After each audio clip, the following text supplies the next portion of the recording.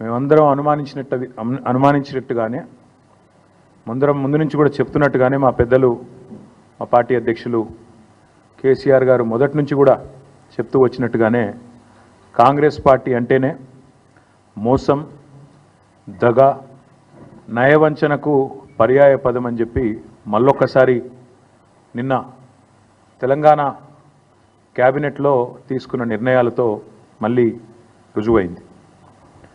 రాజ్యాంగం అమల్లోకి వచ్చిన 75 ఏళ్ల సంబరాల సందర్భంగా దశాబ్దాలుగా కాంగ్రెస్ చేతిలో మోసపోతున్నది రైతన్నలే అనే సందేశాన్ని ఇస్తూ ప్రభుత్వం 15,000 ఇస్తామని చెప్పి 12,000 మాత్రమే అంటూ నిన్న 1,00,000 కండిషన్లు పెట్టి మళ్ళీ ఒకసారి రాజ్యాంగాన్ని అపహాస్యం చేసే విధంగా ఇచ్చిన మాటలకు విలువ లేకుండా జనవరి 26 నాడు రైతు భరోసా పేరిట మోసానికి శ్రీకారం చుడుతున్నది రేవంత్ రెడ్డి ప్రభుత్వం. ఒకసారి మిగతా విషయాలు నేను చెప్పే ముందు మోసం, నయవంచన, దగ లాంటి మాట మేము ఎందుకు వాడాల్సి వస్తున్నది, ఎలాంటి బాధాకరమైన పరిస్థితుల్లో ఈ వ్యాఖ్యానాలు చేయాల్సి వస్తుందో మీకు వివరించే ప్రయత్నం నేను చేస్తాను. ముందుగా ఎన్నికలకు సరిగ్గా నెల రోజుల ముందు నుంచి 6 నెలల ముందు నుంచి రైతు డిక్లరేషన్ పేరిట వరంగల్లో వాళ్ళు మొదలుపెట్టిన రైతు డిక్లరేషన్ నుంచి తదనంతరం ఎన్నికల దాకా వాళ్ళు ఏం మాట్లాడారో దయచేసి ఒక్కసారి వారి మాటల్లోనే మీకు చూపెట్టే ప్రయత్నం చేస్తాను. ముందుగా ముఖ్యమంత్రి రేవంత్ రెడ్డి గారు ఆనాడు ప్రదేశ్ కాంగ్రెస్ కమిటీ అధ్యక్షుడిగా మాట్లాడిన మాటలు మీరు వింటారు. భరోసా పథకం కింద 15,000 కౌలు రైతులు కూడా ఇస్తాను. అది గుర్తింపు ఎట్లా అంటే ఇద్దరికి ఇస్తారా, యజమానికి ప్లస్ కౌలు రైతుకేనా?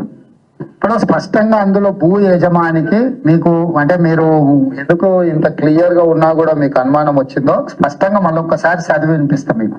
ఇందిరమ్మ రైతు భరోసా పథకం భూమి ఉన్న రైతులతో పాటు కౌలు రైతులకు కూడా ఏడాదికి ఎకరాకు 15,000, భూమి లేని ఉపాధి హామీ కూలీలకు ప్రతి ఏడాది 12,000.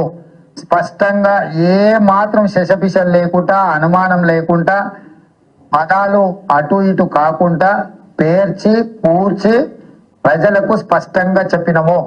భూ యజమానికి వచ్చే 15,000 భూ యజమానికి వస్తాయి. భూ యజమానులు 58 లక్షల మంది ఉన్నారు, చిన్న సన్నకారు రైతులు కలిసి. కౌలు రైతు చట్టం తెచ్చినప్పుడు నమోదు చేయించుకునేది 15 లక్షల మంది. ఒకవేళ ఇప్పుడు ఎవరైనా కొత్తగా వచ్చినా కూడా మళ్ళీ నమోదు చేసుకోవడానికి అవకాశం ఇచ్చి చట్టబద్ధత కాంగ్రెస్ పార్టీ చేసింది. సో వాళ్ళందరినీ తీసుకొని ఒక 60 లక్షలు రైతులు ఉన్నారనుకుంటే, ఒక 15 లక్షల వీళ్ళు ఉన్నారనుకుంటే 75 లక్షల మంది అవుతారా, 80 లక్షల మంది అవుతారా, వాళ్ళందరినీ దృష్టిలో పెట్టుకొని ఈ పథకాన్ని మేము ముందుకు తీసుకురావడం జరిగింది.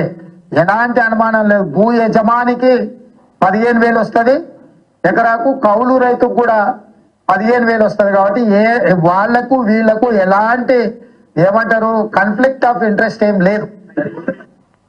సో ఎలాంటి కాన్ఫ్లిక్ట్ ఆఫ్ ఇంట్రెస్ట్ లేకుండా పదాలు కూర్చి ఏర్చి తెలిసి పూర్తి స్థాయి అవగాహనతో, సోయితో, స్పృహతో కౌలు రైతులకు ఇస్తాం, భూ యజమానులకు ఇస్తాం, ఇద్దరికి 15,000 రూపాయలు ఇస్తాం. మీకు ఎందుకు కన్ఫ్యూజ్ అవుతారు మీరు, నాకు అర్థమైతే లేదంటూ పిసిసి అధ్యక్షుడిగా ఆనాడు రేవంత్ రెడ్డి గారు చెప్పిన మాట. ఆ తర్వాత మా హైకమాండ్ చెప్పింది, నేను చెప్తున్న మాట కాదు ఇది అని సోనియా గాంధీ గారిని ఉటంకిస్తూ వారు చెప్పిన మాట కూడా ఉంది. దయచేసి వినండి. ఎందుకంటే సోనియమ్మనే రైతు భరోసా పథకం కింద ప్రతి ఎకరానికి ప్రతి సంవత్సరానికి రైతులకు సహాయం అందించడానికి కౌలు రైతులతో సహా 15,000 రూపాయలు నువ్వు 10,000 బిచ్చమేస్తే మేము ఆత్మగౌరవం నిలబెట్టడానికి 15,000 రూపాయలు ఇస్తున్నాం. ఇదే కాదు, మీరు బిచ్చమేస్తే 10,000 మీరు బిచ్చమేస్తే మేము 15,000 రూపాయలు ఆత్మగౌరవాన్ని పెంచడానికి ఇస్తున్నామంటూ వారు చెప్పిన మాట. ఇదంతా మీరు చూసే ఉంటారు, మళ్ళొకసారి గుర్తు చేయడానికి మాత్రం. అది కూడా సోనియమ్మ చెప్పిన మాట అంటూ, ఇందిరమ్మ రాజ్యంలో సోనియమ్మ మాట నిలబెడతామంటూ సోనియా గాంధీ గారిని ఉటంకిస్తూ ముఖ్యమంత్రి రేవంత్ రెడ్డి చెప్పిన మాట. సరే, ఇక్కడ ఈ స్థాయి నాయకులు చెప్తే నమ్ముతలేరేమో అని చెప్పి వరంగల్లో రైతు డిక్లరేషన్ అనే ఒక భారీ బహిరంగ సభ పెట్టి వేలాదిగా రైతులను అక్కడ తీసుకొచ్చి రాష్ట్ర వ్యాప్తంగా అక్కడ కూడా ఢిల్లీ నుంచి వచ్చిన రాహుల్ గాంధీ గారితో కూడా ఇదే మాట చెప్పించారు. దయచేసి అది కూడా ఒకసారి రాహుల్ గాంధీ గారి బయట కూడా మీరు వినాలి. हमने वरंगल डिक्लेरेशन किया उसमें हमने तेलंगाना के किसानों से वायदे किए। मैंने कर्जा माफी की बात की, एमएसपी की बात की, 15,000 रुपए प्रति एकड़ डायरेक्ट बेनिफिट हम किसानों को देने जा रहे हैं। और रेवंत जी ने पूरा डिक्लेरेशन पढ़ा। यह सिर्फ एक डिक्लेरेशन नहीं है, यह किसानों के लिए कांग्रेस पार्टी की गारंटी है। ఇది డిక్లరేషన్ కాదు, కాంగ్రెస్ పార్టీ రైతులకిచ్చే ఒక గ్యారంటీ. రేవంత్ రెడ్డి గారు కూడా మొత్తం చదివిన డిక్లరేషన్ నేను కూడా చదువుతున్నా అని చెప్పి 15,000 రూపాయలు ఖచ్చితంగా ఇస్తామని చెప్పి రాహుల్ గాంధీ గారు వరంగల్లో వేలాది మంది రైతుల సమక్షంలో తెలంగాణ రైతులకు ఇచ్చిన మాట.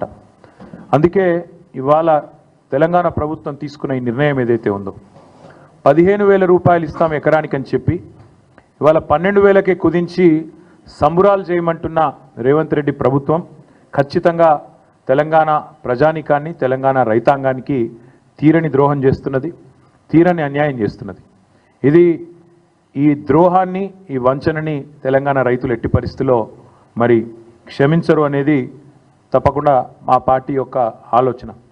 అందుకే నమ్మి ఓటేసిన పాపానికి డిక్లరేషన్ల పేరిట మీరు ఇచ్చిన వాగ్దానాలు, గ్యారంటీల పేరిట మీరు చెప్పిన మాటలు పచ్చి మోసం అని చెప్పి ఇవాళ తెలంగాణ రైతన్నలందరికీ అర్థమైంది. కాంగ్రెస్ పార్టీని ఖచ్చితంగా భవిష్యత్తులో పాతరేస్తారని చెప్పి మేమైతే బలంగా అనుకుంటా ఉన్నాం. నిజంగా చెప్పాలంటే మోసం అనే పదం కాంగ్రెస్ పార్టీకి సంబంధించినంత వరకు చాలా చిన్న పదం. దగా, నయవంచన, ఈ పదాలు కూడా నిజంగా చెప్పాలంటే సరిపోవు. డిక్షనరీలో కొత్త పదాలు ఎతకాలి వీళ్ళు చేసిన ఈ ద్రోహానికి. అందుకే ఇది ఒక చీకటి అధ్యాయంగా మిగిలిపోతుంది. కపట నాటకాలకు, నోరు తెరిస్తే పచ్చి అబద్ధాలకి, ఇంకొక మాటలో చెప్పాలంటే అబద్ధానికి అంగీలాగు దొడిగితే ఇగో ఈ కాంగ్రెస్ పార్టీ నాయకత్వంలాగా ఉంటుందని చెప్పి వాళ్ళ రాష్ట్ర రైతాంగాన్ని మొత్తానికి కూడా అర్థమైంది. కేసీఆర్ గారి పరిపాలనలో 10 ఏళ్లలో ఆనాడు రుణమాఫీకి, అదేవిధంగా రైతు బంధు పథకానికి, రెండింటికి మాత్రమే నేను చెప్పేది, మిగతా చెప్పని కూడా చెప్పట్లేదు. డైరెక్ట్గా రైతుల ఖాతాల్లో పడ్డ పైసల గురించి మాత్రమే చెప్తున్నా నేను.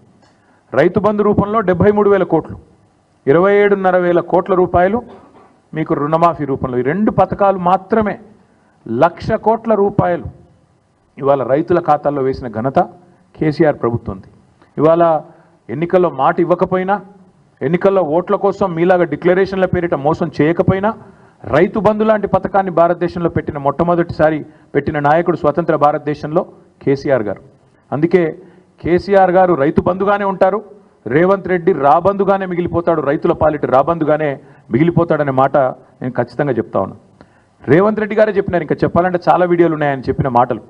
డిసెంబర్ 3కు ముందు తీసుకుంటే 5,000, డిసెంబర్ 3 తర్వాత తీసుకుంటే 7,500 రూపాయలు ఇస్తానని చెప్పి ఆనాడు ఎన్నికల కమిషన్కు ఉత్తరం రాసి రైతు బంధు ఆపి సన్నాయి నొక్కులు నొక్కిన వాడు రేవంత్ రెడ్డి. ఆ రోజు 10,000 రూపాయలు కేసీఆర్ గారు 2 పంటలకు ఇస్తుంటే 3 పంటలకు ఇయ్యవా, 3వ పంటకి ఇయ్యవా అని అవహేళన చేసిన వాడు రేవంత్ రెడ్డి. 10,000ను బిచ్చమన్నవాడు, ముష్టి అన్నవాడు రేవంత్ రెడ్డి. మరి ఇవాళ మేము అడుగుతున్నాం, 10,000ను ముష్టి అంటివి, బిచ్చమంటివి, 15,000 ఇస్తానంటివి, ఇవాళ 12,000కు సరిపడి మళ్ళీ అదేదో గొప్ప విషయంలాగా చెప్పుకుంటే సిగ్గనిపిస్తలేదా నీకని అడుగుతా ఉన్నాం.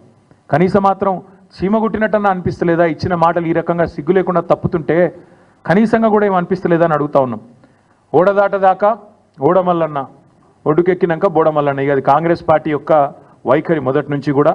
రాహుల్ గాంధీ నుంచి మొదలు పెడితే రేవంత్ రెడ్డి దాకా అందరి వైఖరి అదే. నేను అడుగుతా ఉన్నా రాహుల్ గాంధీని కూడా, కష్టం వస్తే వస్తా అంటివి, ఇది నా గ్యారంటీ అంటివి, పిలువుండ్రి వస్తా అంటివి. వాళ్ళ తెలంగాణ రైతులు అడుగుతున్నారు, రాహుల్ గాంధీ గారు ఎక్కడున్నారు మీరు? అసలు మీ ప్రభుత్వం ఇన్ని మోసాలకు పాల్పడుతుంటే, రైతు భరోసాని కూడా ఇవాళ రైతు నిరాశగా మారుస్తుంటే, రాష్ట్రంలోని రైతాంగాన్ని నయవంచన చేసి గొంతుకొస్తుంటే ఎక్కడ ఉన్నావు రాహుల్ గాంధీ నేను అడుగుతా ఉన్నా. వచ్చే దమ్ముందా? వరంగల్కి వస్తావా?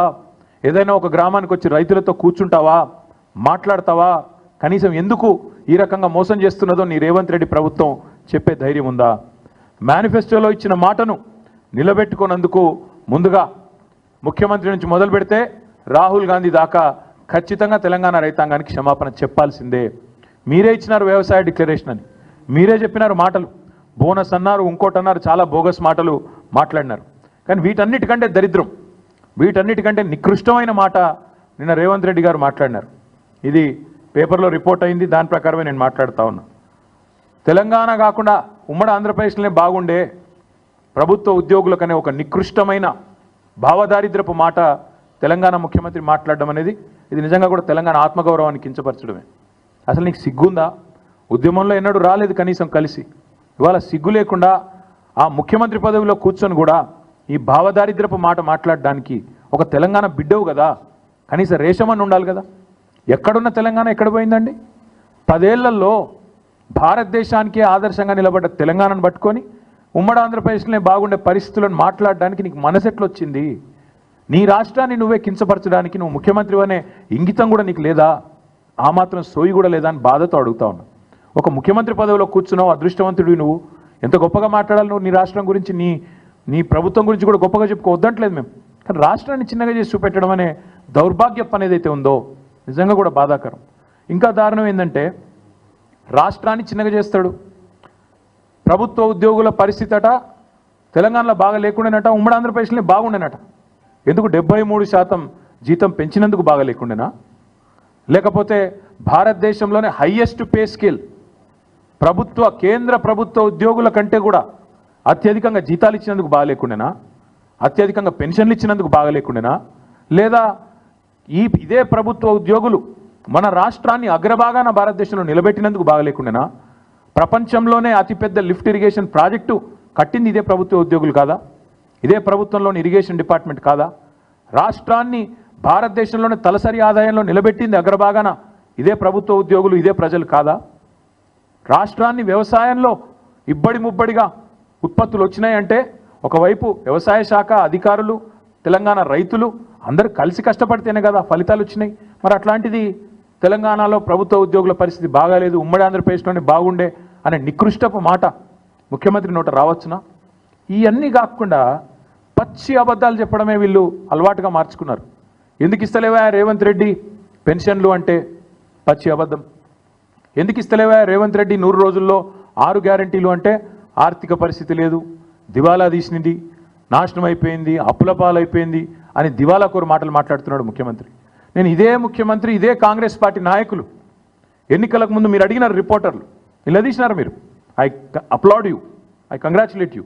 మీరు అడిగినారు సూటిగా, మీరు అడ్డగోలు హామీలు ఇస్తుండ్రు, ఎట్లా అమలు చేస్తారు అని అడిగినరు. అడిగితే ఆ రోజు పెద్ద పెద్ద డైలాగులు కొట్టిండ్రు. మాకు అంతరికే, మేము 100 సంవత్సరాల పార్టీ, మాకు తెలియదా, మీరు మాకు చెప్పేటోళ్ళ, మేము పెద్ద పోటుగాళ్ళం అని బిల్డప్ ఇచ్చిందే వీళ్ళు. ఒక్కసారి వినండి మేము చెప్పిన మాటలు, మేము కాదు వాళ్ళు చెప్పిన మాటలు. ఆ రోజు రేవంత్ రెడ్డి గారు పిసిసి ప్రెసిడెంట్ రాష్ట్ర ఆర్థిక పరిస్థితి గురించి మాట్లాడిన మాటలు వినండి. ఎవరు చెప్పారు? ఎవరన్నారా మాట అంటున్న? కర్ణాటక రాష్ట్రానికంటే తెలంగాణ రాష్ట్రం ఆదాయం తక్కువ అని. అది తప్పుడు ప్రచారం. అక్కడ ఉన్నాయి 224 అసెంబ్లీలు, అక్కడ ఉన్న జనాభా ఎంత, రాష్ట్రం బడ్జెట్ ఎంత. ఇక్కడ ఉన్న జనాభా ఎంత, ఈ రాష్ట్రం బడ్జెట్ ఎంత. దేశంలోనే అత్యధిక ఆదాయం ఉన్న రాష్ట్రం తెలంగాణ రాష్ట్రం. దేశంలోనే అత్యధిక ఆదాయం ఉన్న రాష్ట్రం తెలంగాణ రాష్ట్రం. అదేమో ప్రతిపక్షాలు ఉన్నప్పుడు, ఇప్పుడేమో వేరే మాట మాట్లాడి అది కూడా చూపెడతా. బట్టి విక్రమార్క గారు ఇవాళ deputy chief minister and also Nishant sir, మీరు రాష్ట్ర ప్రజల కోసం రకరకాల హామీలు ఇచ్చారు, కానీ ఆ హామీలు నెరవేర్చడానికి అయ్యే ఖర్చు ఇప్పుడు రాష్ట్ర ఆదాయం కన్నా 3 ఉంది. అది రాష్ట్ర లయబిలిటీస్ మీద, రాష్ట్ర అప్పు మీద భారం పడుతుంది. అంటే ఏ యువత కోసం మీరు ఇన్ని హామీలు ఇచ్చారో చివరికి వారి మీదే భారం పడుతుంది కదా. మీరు దీన్ని ఎలా సాల్వ్ చేద్దాం అనుకుంటున్నారు? ముందు ప్రజలకు మేలు చేయాలనేటువంటి సంకల్పం చాలా ముఖ్యమైనది. 2 ఆదాయాలను సమకూర్చుకోవటంలో అపారమైనటువంటి అనుభవం ఉన్నటువంటి కాంగ్రెస్ పార్టీకి ఇది పెద్ద సమస్య కాదు. ఈరోజు రాష్ట్రంలో తీసుకొచ్చినటువంటి 5 లక్షల కోట్ల అప్పుల్లో ఈ కాళేశ్వరం మీద ఖర్చు పెట్టినటువంటి ఆ 80,000 కోట్ల 1,00,000 కోట్ల మధ్యలో ఉన్నటువంటి సంపద ఇప్పుడు అది అవసరం లేదు. రేపు పొద్దున భవిష్యత్తు 50,000 కోట్ల రూపాయల పేరు మీద మీరు మిషన్ భగీరథ కోసం ఖర్చు పెట్టినటువంటి ఖర్చు కూడా ఇప్పుడు రాబోయే కాంగ్రెస్ ప్రభుత్వాలకి అవసరం లేదు. ఇటువంటి వాటన్నిటిని జాగ్రత్తగా పోగేసుకుంటూ దోపిడీకి గురి కాకుండా జాగ్రత్త ఫిల్ఫ్రేజ్ చేసి ఆదాయాన్ని పెంచుకొని ఆ వనరులతో ఈ సంక్షేమ కార్యక్రమాలు చేయడానికి మంచి అవకాశం నెంబర్ 1. చాలా చక్కగా దోపిడీకి గురి కాకుండా చేయొచ్చు, కడుపు కట్టుకుంటే అయిపోతుంది, మాకు తెలివి ఉంది, అసలు ఇంకా కొత్త అప్పులు అవసరం లేదు చెప్పిన సుద్దులు డిప్యూటీ సీఎం గారు అన్నాడు. చాలా గొప్పగా చెప్పిన సుద్దులన్నీ కూడా మీ కళ్ళ ముందు ఉన్నాయి. ఆ రోజు ఇంకొక అబద్ధం కూడా ఇవాళ చెప్తున్నది అబద్ధం అనడానికి. ఆ రోజు 5 లక్షల కోట్లు అని చెప్పిండు ఆయన. మొదలు 10 సంవత్సరాల పాటు అసెంబ్లీలో ఉన్నాడు, ప్రతి బడ్జెట్ స్పీచ్లు విన్నాడు, ప్రతిసారి బడ్జెట్ చర్చలో అప్రాప్రియేషన్ చర్చలో పాల్గొన్న బట్టి గారు ఆ రోజు 5 లక్షల కోట్లు అన్నాడు. ఇప్పుడు రేవంత్ రెడ్డి గారితో సావాసం చేసి డిప్యూటీ సీఎం అయినాక అప్పు సడన్గా 7 లక్షల కోట్లు అయింది, 8 లక్షల కోట్లు అయింది అని చెప్పి అడ్డగోలుగా మాట్లాడుతున్నాడు. ఇక ఇంకొక ఆయన ఉన్నాడు మహానుభావుడు కోమటిరెడ్డి వెంకటరెడ్డి గారు. ఇక ఆయన చాలా గొప్పగా చెప్పినప్పుడు ఎట్లా చేస్తారా మీరంటే ఆయన చెప్పింది అది కూడా వినండి. కాబట్టి మేము ఇచ్చిన స్కీమ్స్ చాలా ఈజీగా 100 రోజులలో అమలు చేస్తామని ఇంత ఈజీగా చెప్తున్నాం మేము. అంటే మాకు లెక్కలు లేకుండానే 5 times మీ ఎమ్మెల్యే మినిస్టర్ ఎంపీగా ఉన్నాను మేము చెప్తాం 100 days చూస్తూనే అయిపోతాయి. ఇప్పుడు ఆర్టీసీ బస్సెస్ ఫ్రీ పోతున్నాయా? గృహలక్ష్మి స్టార్ట్ అయిందా? కర్ణాటకలో మా దగ్గర మహాలక్ష్మి స్టార్ట్ అవుతుందా? గృహలక్ష్మి మహాలక్ష్మి ఫస్ట్ మంత్ స్టార్ట్ చేస్తాం. అక్కడ రైస్ షార్టేజ్ ఉండి బయట స్టేట్లో కొని ఇచ్చేవరకు ఒక్క స్కీమ్ లేట్ అయింది, అది కూడా ఇప్పుడు స్టార్ట్ అయింది. మా దగ్గర అన్ని ఉన్నాయి కదా, ఇన్కమ్ పెరుగుతుంది. బతుకులు ఇచ్చే తెలంగాణ ప్రతి ఒక్కరికి 5 లక్షలు సొంత ప్లేస్ ఉంటేనేమో 5 లక్షలు, లేకుంటే ప్లేస్ ప్లస్ 5 లక్షలు ఫస్ట్ 100 days లోనే అలాట్ ఇస్తాం. ఇవంతా కలిసి బడ్జెట్ ఎంత తెలుసా? ఆయన 10 లక్షలు ఇచ్చే దళిత బంధు వాళ్ళ నాయకులకు దోషి పెడుతుంది బీసీ బంధు, అవన్నీ పెడితే ఈ స్కీమ్స్ అన్నీ అయిపోతాయి. స్కీమ్స్ అన్నీ అయిపోతాయి. 10 లక్షలు ఇచ్చే దళిత బంధు బంద్ చేయాలి, బీసీ బంధు బంద్ చేయాలి. 100 రోజుల లోపలనే ఇండ్లు లేని వాళ్ళకి ఇండ్లు ఇస్తాం, ప్లాట్ కూడా లేకపోతే ప్లాట్ ఇస్తాం, మీదికి 5 లక్షలు ఇస్తాం, 100 రోజుల లోపలనే ఇస్తాం. ఇవన్నీ వీళ్ళు మాట్లాడిన మాటలు, వీళ్ళు చెప్పిన హామీలు. బాధ ఎక్కడ అనిపిస్తుంది అంటే, సరే ఓట్ల కోసం ఇష్టం వచ్చినట్టు నోరు ఎట్లా ఉంటే అట్లా నారికి ఎంత వస్తే నోటికి ఎంత ఇస్తంతా మాట్లాడినారు. కానీ ఇవాళ బాధ్యతాయుతమైన పదవుల్లో కూర్చొని మంత్రులుగా, ఉప ముఖ్యమంత్రిగా, చీఫ్ మినిస్టర్గా ఇవాళ మాట్లాడుతూ ఆర్థిక పరిస్థితి బాగాలేదు అని చెప్పడానికి సిగ్గనిపిస్తలేదా? బాగాలేనిది ఆర్థిక పరిస్థితి కాదు, మీ మానసిక పరిస్థితి. బాగాలేనిది మీ మానసిక పరిస్థితి బాగాలేదు. మీకు ఇక్కడ గుజ్జు లేకపోతే మేమేం చేస్తాం దానికి? మీకు తెలివి లేదు, రాష్ట్రాన్ని నడిపే తెలివి లేదు, పరిపాలన చేత కాదు. కాబట్టి నోటికొచ్చిన వ్యాఖ్యానాలు చేస్తూ ఉన్నారు. చక్కదిద్దాల్సిన సీట్లో కూర్చొని చేతగాని మాటలు మాట్లాడితే ప్రజలు ఏమనుకుంటారు? మీకు లోన్లు ఇచ్చే ఇన్స్టిట్యూషన్స్ ఏమనుకుంటాయి? దేశంలోని మిగతా పార్టీలు ఏమనుకుంటాయి? మిగతా రాష్ట్రాలు ఏమనుకుంటాయి అనే కనీస సోయి కూడా లేదా? అసలు మిమ్మల్ని కూర్చోబెట్టింది ఎందుకు? ఆ 420 హామీలు మీరు ఏదైతే ఇచ్చినారో వాటిని అమలు చేయండి అని. కానీ మీరేం చేస్తున్నారు? అర్జెంటుగా కేసులు పెట్టండి, రాష్ట్ర ఆత్మగౌరవాన్ని దెబ్బతీయండి, మార్పు పేరిట వేల కోట్ల రూపాయలు ఖర్చు పెట్టండి, పనికిమాల పనులు చేస్తూ టైంపాస్ చేయండి అనా మిమ్మల్ని కూర్చోబెట్టింది? అక్కడ కాదు కదా. రైతు భరోసా ఏది? 6 గ్యారంటీలు ఏది? గతంలో ఒక మాట అన్నారు ముఖ్యమంత్రి గారు, ఇప్పుడు ఆ వీడియో ప్లే చేయమంటే చేస్తాను, దగ్గర ఉంది. కడుపు కట్టుకుంటే ఏముందా, 1 సంవత్సరం కడుపు కట్టుకుంటే 40,000 కోట్లు ఇట్లా ఇచ్చేయచ్చు రుణమాఫీ అన్నావు. మీరందరూ చూసే ఉంటారు. అంటే ఇప్పుడు ఏమైంది మరి? ఈ 420 హామీలు ఏమైనాయి? ఇవాళ ఈ కారు కూతలు ఎందుకు? రాష్ట్ర ఆర్థిక పరిస్థితి బాగాలేదు అనే దివాలా కోరు మాటలు ఎందుకు మాట్లాడుతున్నావు? రైతులను మోసం చేయడానికా? మహిళల్ని మోసం చేయడానికా? పెద్ద మనుషులను మోసం చేయడానికా? లేదా మీ మాటలు నమ్మి ఓట్లేసిన మొత్తం ప్రజలందరినీ మోసం చేయడానికా? ఈ కుంటి సాకులు ఎక్కువ రోజులు చెప్పి తప్పించుకోలేవు. రాష్ట్ర ఆర్థిక పరిస్థితిని ఎవడన్నా ఖరాబ్ చేసిండా అంటే ముమ్మాటికి రేవంత్ రెడ్డి అని నేను ఖచ్చితంగా చెప్తా ఉన్నాను, నిర్ద్వందంగా చెప్తా ఉన్నాను. లేకపోతే చక్కగా పరుగులు పెడుతున్న రాష్ట్రాన్ని, పరుగులు పెడుతున్న హైదరాబాద్ రియల్ ఎస్టేట్ రంగాన్ని, హైడ్రా పేరిట, మూసీ పేరిట దౌర్భాగ్యం అంతా తెచ్చిందే ఈ కాంగ్రెస్ ప్రభుత్వం. మొత్తం వీళ్ళ విధ్వంసకరమైన ఆలోచనలతో, వీళ్ళ చాతగాంతనంతోనే రాష్ట్ర ఆర్థిక పరిస్థితి వాళ్ళ కుదేలైంది. నువ్వే బజార్లో పడి నేను నా ఆర్థిక పరిస్థితి బాగాలేదు అని 10 సార్లు చెప్తే కొత్త ఇన్వెస్టర్ ఎవడన్నా వస్తాడా? ఉన్నవాడే పారిపోయిండు. 3 పెద్ద పరిశ్రమలు పారిపోయినాయి. కెయిన్స్ అనే పరిశ్రమ పారిపోయింది, మేము కష్టపడి బెంగళూరు నుంచి ఇక్కడికి పట్టుకొస్తే ఆయన గుజరాత్ పారిపోయిండు. కార్నింగ్ అనే పరిశ్రమ తమిళనాడు పారిపోయింది. ఫాక్స్కాన్ విస్తరణ ఆగిపోయింది, తమిళనాడులో విస్తరిస్తూ ఉన్నారు. ఎవడొస్తాడండి దివాలా తీసిన రాష్ట్రానికి? నువ్వు ప్రోత్సాహకాలు ఇస్తావో ఇయ్యవో, రేపు రాయితీలు ఇస్తావో ఇయ్యవో, నీ పెట్టిన మాటలకి విశ్వాసం ఎక్కడుంటుంది? ఒప్పందాలు ఉన్న వాటిని నువ్వు ఇష్టం వచ్చినట్టు ఏకపక్షంగా రద్దు చేస్తే ఎవడు పట్టించుకుంటాడు? రాష్ట్రాన్ని విధ్వంసం చేసిందే, ఈ రాష్ట్రాన్ని అతలాకుతలం చేసిందే నీ దివాలా కోరుతనం, నీ భావదారిద్ర్యం. ఈ అన్నింటికి మించి ఆశ్చర్యకరం అనిపించేది, ఒకవైపు ఏమో కొత్త పెట్టుబడులు రానివ్వట్లేదు మీరు, మరొక వైపు ముఖ్యమంత్రి గారు దావోస్ పోతున్నారని తెలిసింది, దాని గురించి మళ్ళీ మాట్లాడతాను నేను. మరొక వైపు 1,38,000 కోట్ల అప్పు ఒక సంవత్సరంలో. కేసీఆర్ గారు అప్పుల పాలు చేసిండు రాష్ట్రాన్ని ఒకవైపు మాట్లాడుతూ, కేసీఆర్ గారు ఆనాటి ప్రభుత్వం మొత్తం 10 ఏళ్లలో 4,17,000 కోట్ల అప్పు చేస్తే ఈ ప్రభుత్వం ఒక్క సంవత్సరంలో 1,38,000 కోట్ల అప్పు చేసింది. అంటే కేసీఆర్ గారి ప్రభుత్వం సంవత్సరానికి 41,000 కోట్ల అప్పు చేస్తే ఈ ప్రభుత్వం దానికి 3.5 రెట్లు ఎక్కువ ఒకటే సంవత్సరంలో 1,38,000 కోట్ల అప్పు చేసింది. నేను అడుగుతున్న, కేసీఆర్ అప్పు చేస్తే ఏం చేసింది కేసీఆర్ ప్రభుత్వం? 1,00,000 కోట్లు రైతు బంధు రూపంలో, రైతు రుణమాఫీ రూపంలో డైరెక్ట్గా రైతుల ఖాతాల్లో వేసింది. నువ్వు ₹1 వేసినావా? నువ్వు వచ్చినాక రైతు భరోసా ఈరోజు వరకు లేదు. కేసీఆర్ ప్రభుత్వం జిల్లాకు ఒక మెడికల్ కాలేజ్ కట్టించింది 33 జిల్లాల్లో. కేసీఆర్ ప్రభుత్వం అస్తవ్యస్తంగా ఉన్న రాష్ట్ర ఆర్థిక పరిస్థితిని చక్కదిద్ది అగ్రభాగాన భారతదేశంలో నిలబెట్టింది తలసరి ఆదాయంలో తెలంగాణ రాష్ట్రాన్ని. కేసీఆర్ ప్రభుత్వం అప్పు చేస్తే ఇంటింటికి తాగునీరు ఇచ్చింది. కేసీఆర్ ప్రభుత్వం అప్పు చేస్తే ప్రపంచంలోనే అతిపెద్దదైన లిఫ్ట్ ఇరిగేషన్ ప్రాజెక్టు కట్టింది. కేసీఆర్ ప్రభుత్వం అప్పు చేస్తే కొత్త మెడికల్ కాలేజీలు కట్టింది, కొత్త హాస్పిటల్ హైదరాబాద్ చుట్టూతా కట్టింది. హైదరాబాద్ నిండా ఇవాళ ఫ్లైఓవర్లు కనబడతా ఉన్నాయి, అండర్ పాస్లు కనబడతా ఉన్నాయి. కేసీఆర్ చేసిన అప్పుకు ఇవాళ ప్రత్యక్షంగా ఫలితాలు కనబడుతున్నాయి. నేను అడుగుతున్న రేవంత్ రెడ్డి, 1,38,000 కోట్ల అప్పు ఒక్క సంవత్సరంలో చేస్తేవే, రైతు బంద్ చేసినవా? వేయలే. రైతు భరోసా ఇచ్చినవా? ఇయ్యలే. ఒక్క కొత్త ఇటుక పెట్టినవా? ఒక కొత్త ప్రాజెక్టులా? చేయలే. మరి ఎక్కడ పోయినాయి పైసలన్నీ? ఢిల్లీకి మూటలుగా పంపుతున్నావా? ఎక్కడ పోతున్నాయి ఈ పైసలు? 1,38,000 కోట్లు ఎక్కడ పోయినాయి? రైతులు ఎదురు చూస్తున్నారు 70 లక్షల మంది మా ఖాతాలో రైతు భరోసా ఎప్పుడు పడుతుందని. దానికి సమాధానం లేదు. మరి ఎవరి జేబులు నింపుతున్నావు 1,00,000 కోట్లతో? రాహుల్ గాంధీయా, ఢిల్లీ పెద్దలయ్యా? చెప్పాలి మీరు ఖచ్చితంగా. ఇంకొక మాట, ఈ దివాలా కోరు ముఖ్యమంత్రికి నేను చెప్తా ఉన్నా, రాష్ట్రం దివాలా తీయలేదు, దివాలా తీసింది నీ బుర్రా. These are reports of RBI. నిన్న ముఖ్యమంత్రి చెప్పిన పచ్చి అబద్ధాలు మీ ముందు పెట్టాలి, ఎందుకంటే ప్రజలకు కూడా తెలవాలా ఈయన మాట్లాడే మాటలు పచ్చి జూటా మాటలని.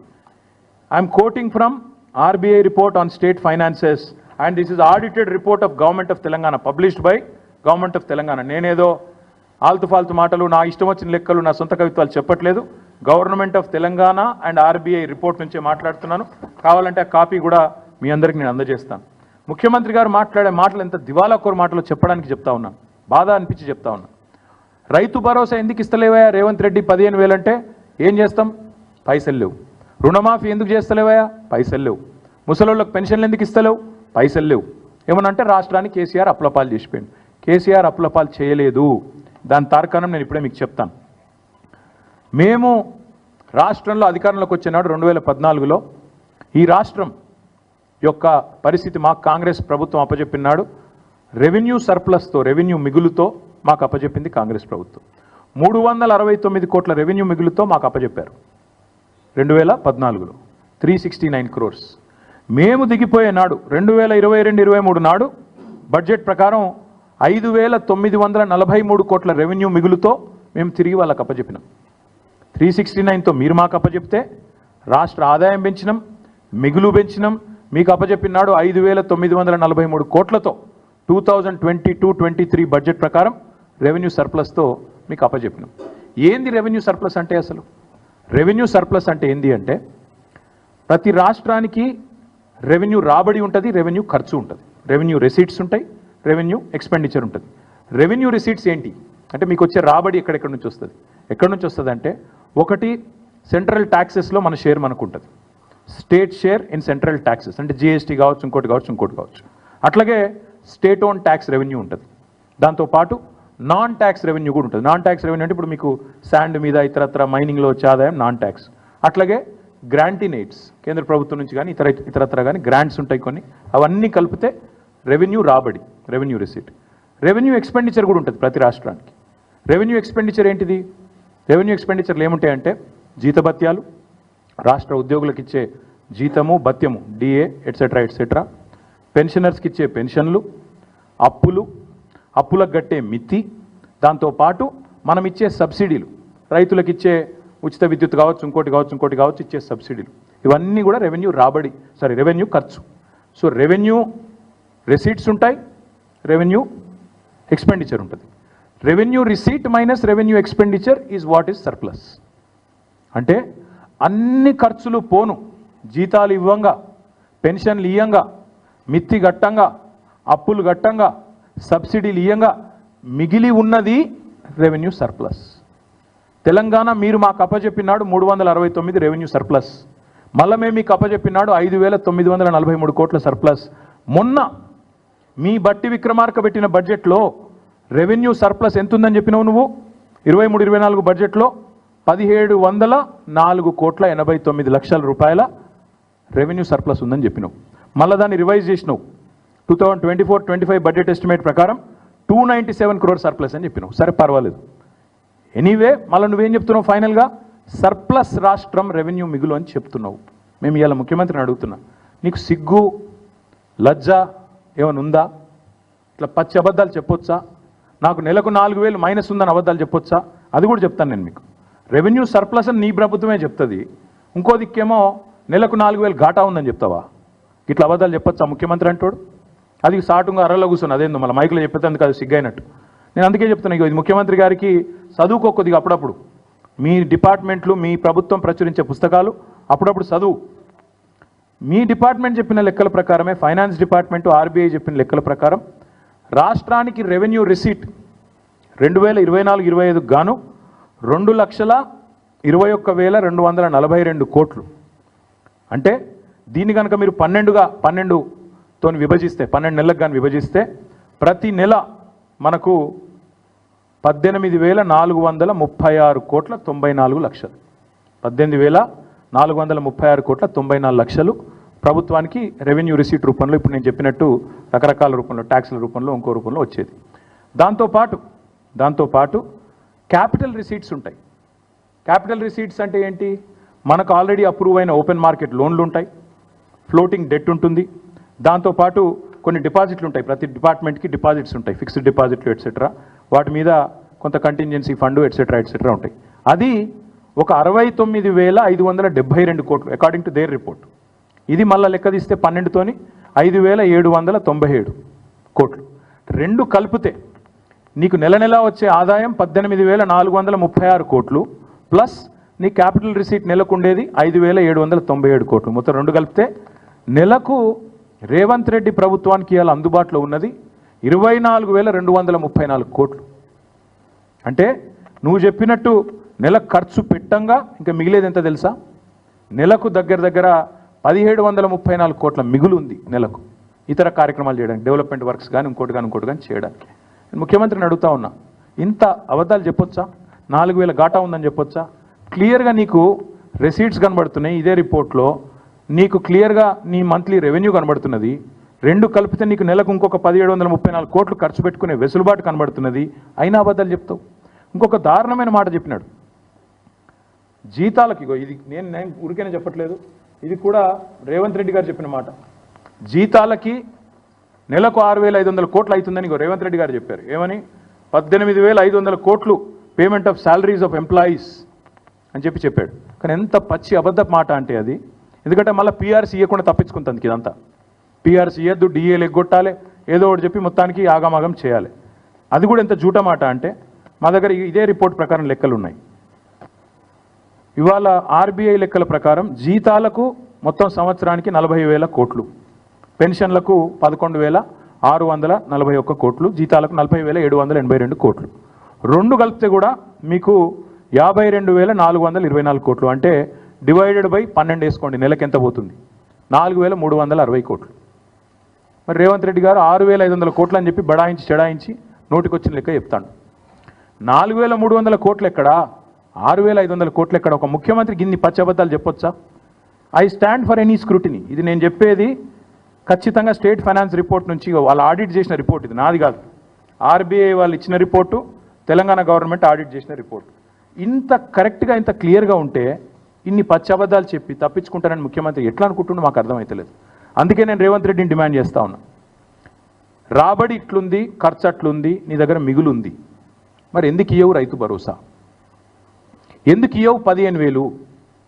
వానాకాలం నువ్వేదైతే 7,600 కోట్లు ఎగ్గొట్టినవో దాని మీదికెళ్ళి నువ్వు ఇవ్వాల్సిన ఇంకొక 2,500 ఎకరానికి కలిపి మొత్తం నువ్వు ఒక్కొక్క ఎకరానికి బాకీ ఉన్నావు రేవంత్ రెడ్డి. మొత్తం రైతులకు, రాష్ట్ర రైతాంగానికి 26,000 కోట్లు బాకీ ఉన్నావు. 1 ఎకరం ఉన్న రైతుకు నువ్వు బాకీ పడ్డది 17,500 రూపాయలు. నిన్ను వదిలిపెట్టం. నువ్వు ఆ బాకీ చెల్లించేదాకా ఒక్కొక్క ఎకరానికి 17,500 ఇచ్చేదాకా ఈ సంవత్సరానికి నేను వదిలిపెట్టం. ఎట్టి పరిస్థితుల్లో నేను తప్పించుకొనియం. అందుకే రేపు రాష్ట్ర వ్యాప్తంగా మా సోదరులకు, రైతు సోదరులకు, మా బీఆర్ఎస్ పార్టీ నాయకులకు, కార్యకర్తలకు మేము పిలుపునిస్తూ ఉన్నాం. ఈ ప్రభుత్వం అబద్ధాలు చెప్పి అప్పుల పాలైన రాష్ట్రం అని దివాలాకోరు మాటలు చెప్పి తప్పించుకునే ప్రయత్నం చేస్తున్నది. ఈ లెక్కలు నేను మీకు పంపిస్తాను. ఊరూరికి పంపిస్తాం. తెలుగులో, ఇంగ్లీష్లో ఎండగడదాం. అవసరమైతే ఊరూరికి ఫ్లెక్సీలు పెడదాం. ఏం జరుగుతున్నది ఈ రాష్ట్రంలో వివరంగా చెబుదాం. అందుకే ఈ రాష్ట్రంలోని రైతాంగానికి మేము చేసే విజ్ఞప్తి, వాళ్ళు ఏ మాట అయితే చెప్పారో రైతు డిక్లరేషన్లో గ్యారంటీల రూపంలో, 6 గ్యారంటీల రూపంలో 100 రోజులు అని చెప్పినారో అమలయ్యేదాకా ఎంబడబడదాం. మన అసెంబ్లీ ముంగటున్న గన్ పార్క్ నుంచి మొదలు పెడితే గల్లీ దాకా, అంటే గ్రామం నుంచి మొదలు పెడితే అసెంబ్లీ దాకా ఎంబడబడదాం. ఢిల్లీలో రాజ్యసభ సభ్యులు ఉన్నారు, పార్లమెంట్లో వాళ్ళు కూడా ఎంబడబడతారు. కాంగ్రెస్ పార్టీ మాట నిలబెట్టుకోవాలని అక్కడ వారు కూడా గర్జిస్తారు. ప్రతి ఎకరానికి మీరే చెప్పారు 2 పంటలకు 15,000 ఇస్తామన్నారు. 15,000 ఇచ్చి తీరాల్సిందే. ఇవ్వకపోతే కాంగ్రెస్ నాయకులు ప్రజాక్షేత్రంలో ఎట్లా తిరుగుతారో మేము కూడా చూస్తాం. రైతులకు మేము విజ్ఞప్తి చేస్తున్నాం, పిలుపునిస్తున్నాం. ఈ నయవంచనకు పాల్పడ్డ కాంగ్రెస్ను నిలదీయండి. ఎక్కడికక్కడ కాంగ్రెస్ కార్యకర్తలను, కాంగ్రెస్ నాయకులను అడగండి. కాంగ్రెస్ ప్రజాప్రతినిధులను అడగండి, ఏమైందయ్యా, ఎందుకు అబద్ధాలు చెప్తున్నారు, రాష్ట్రం అప్పుల పాలైందని చెప్పి దివాలాకోరు మాటలు ఎందుకు మాట్లాడుతున్నారు అడగండి. అదేవిధంగా మీకు బాకీ ఉన్న 17,500 రూపాయలు ఎకరానికి ఖచ్చితంగా ఇచ్చేదాకా కాంగ్రెస్ పార్టీని ఎక్కడికక్కడ నిలదీయండి అని పిలుపునిస్తూ ఉన్నాం.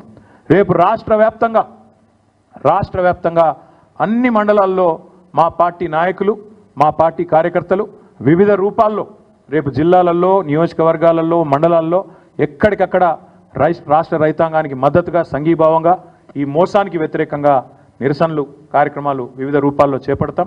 ఈ ప్రభుత్వం దిగొచ్చేదాకా ఈ నిరసనలు ఒక్కరోజుతో వదిలిపెట్టాం. చూస్తాం, రేపు నిరసన చెప్తాం. ప్రభుత్వం సంక్రాంతి వరకు ఏదైతే వేస్తానంటుందో రైతు భరోసా జనవరి 26 నుంచి ప్రారంభం అంటున్నారు. సంక్రాంతి తర్వాత వీళ్ళు మాట నిలుపుకుంటారా, 15,000 ఇస్తారా, ఇయ్యరా, తప్పకుండా చూస్తాం. అట్లాగే మేము గమనిస్తూ ఉన్నాం జాగ్రత్తగా. పత్తి రైతును మోసం చేసే ప్రయత్నం, కంది రైతులను మోసం చేసే ప్రయత్నం, ఎవరైతే లాంగ్ డ్యూరేషన్ క్రాప్స్ చేసే రైతులు ఉన్నారో 6-7 నెలల పంట, 2వ పంట వేసుకోవడానికి అవకాశం లేని వాళ్ళని మోసం చేస్తారా, వాళ్ళకు కూడా ఇస్తారా చూస్తాం. నిన్న మొన్నటిదాకా ప్రమాణపత్రం ఇవ్వాల రైతులు అన్నారు. మరి ప్రమాణపత్రం అడుగుతారా లేదా యథావిధిగా వేస్తారా అది కూడా గమనిస్తాం. హార్టికల్చర్ రైతులు ఉన్నారు, పామాయిల్ రైతులు, నిమ్మ, బత్తాయి, దానిమ్మ, మామిడి, ఇట్లా పెద్ద ఎత్తున లక్షల ఎకరాల్లో సాగు చేస్తున్న రైతులు ఉన్నారు. వాళ్ళకు కూడా ఇస్తారా, ఇయ్యరా చూస్తాం. ఉద్యోగస్తులకు ఇయ్యమని చెప్పి కోతలు పెట్టే ప్రయత్నం చేస్తూ ఉన్నారు. ఉద్యోగస్తులకు భూమితోని సంబంధాన్ని తెంపే ప్రయత్నం చేస్తున్నారు. దాన్ని కూడా తప్పకుండా కనిపెట్టుకుంటాం. వారికి కూడా ఖచ్చితంగా ఇవ్వాలని చెప్పి మేము డిమాండ్ చేస్తూ ఉన్నాం. ఎందుకు చెప్తున్నా ఈ మాట అంటే ఆవేదనతో. ఈ పథకం ప్రపంచ చరిత్రలో కాదు, ఎక్కడ కూడా ఏ నాయకుడు ఆలోచించిన ఒక అద్భుతమైన పథకం రైతు బంధు. అట్లాంటి పథకాన్ని ఇలా బొందబెట్టే ప్రయత్నం చేస్తూ ఉన్నారు. మా అంచనా అయితే ఇది కూడా ఇప్పుడు నిన్న చెప్పిన డైలాగ్ కూడా స్థానిక సంస్థల గండాన్ని దాటడానికే తీసుకున్నారు ఈ లైన్. స్థానిక సంస్థల తర్వాత రైతు బంధును బొందబెట్టి భూస్థాపితం చేసి ఏదో అయిపోయింది, రాష్ట్ర ఆర్థిక పరిస్థితి బాగలేదని చెప్పి మొత్తం పథకాన్ని రద్దు చేయడానికి రేవంత్ రెడ్డి ప్రభుత్వం ఇవాళ ఆలోచన చేస్తున్నట్టు మాకు కనబడుతున్నది, కుట్ర చేస్తున్నట్టు మాకు కనబడుతున్నది. అందుకే రాష్ట్ర రైతాంగానికి మేము విజ్ఞప్తి చేస్తూ ఉన్నాం, రైతు బంధు పథకాన్ని కాపాడుకోవాలి అంటే మీరందరూ కథానాయకులు కావాలి. ఎక్కడి వాళ్ళక్కడ రాష్ట్ర రైతులు కథానాయకులు కావాలి. తప్పకుండా కాంగ్రెస్ నాయకులను ఎక్కడికక్కడ నిలదీయాలి. ఎందుకంటే ఇది ఒక మా పార్టీ సమస్య కాదు, నిరంజన్ రెడ్డి గారిదో, నా సమస్యనో, లక్ష్మయ్య గారిదో కాదు.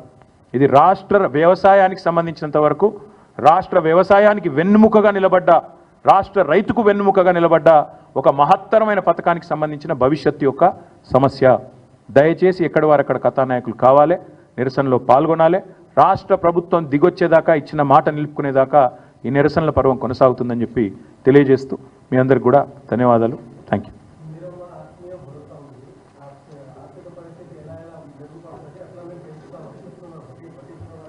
ఎవరూ చెప్పలేదు, వాళ్ళ మాటలకు విలువ కూడా లేదు.